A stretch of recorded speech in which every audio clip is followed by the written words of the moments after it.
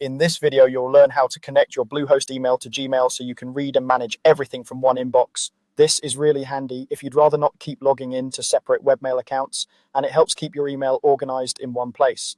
First, make sure you're on a computer using a desktop browser like Chrome, Firefox, or Edge. This process is much easier and more reliable on a desktop than on a mobile device. Go ahead and open Gmail and sign in to the Google account where you want your Bluehost emails to appear. Once you're in your Gmail inbox, look to the top right corner of the screen.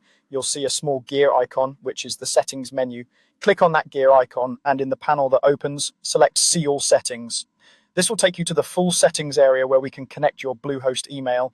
At the top of the settings page, you'll see several tabs. Click on the one labeled Accounts and Import.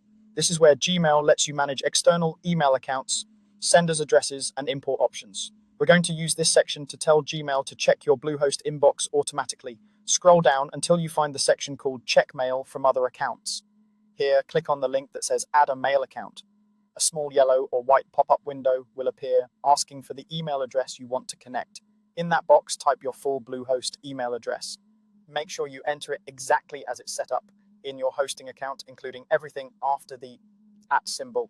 When you're ready, click Next. On the next screen, choose the option that says Import emails from my other account, POP3. This tells Gmail to periodically pull in messages from your Bluehost mailbox. Select that option, then click Next again. Now you'll see a form where you need to enter your Bluehost email settings. In the username field, enter your full Bluehost email address again. This is important. It's not just the part before the @ symbol, but the complete address. For the password field, type the password you use for that Bluehost email account. Make sure you enter it carefully, since any typo will cause the connection to fail. Next, you'll see the POP server field. Here, you'll enter mail.yourdomain.com, but you need to replace yourdomain.com with your actual domain name. For example, if your domain is example.com, the server would be mail.example.com. For the port, choose 995. This is the secure POP3 port that works with SSL encryption. Below the server and port, you'll see some checkboxes. Make sure the option that says Always use a secure connection, SSL, when retrieving mail, is checked. This keeps your login details and messages protected while they're being transferred. You'll also see an option that says Leave a copy of retrieved message on the server. It's recommended to check this as well.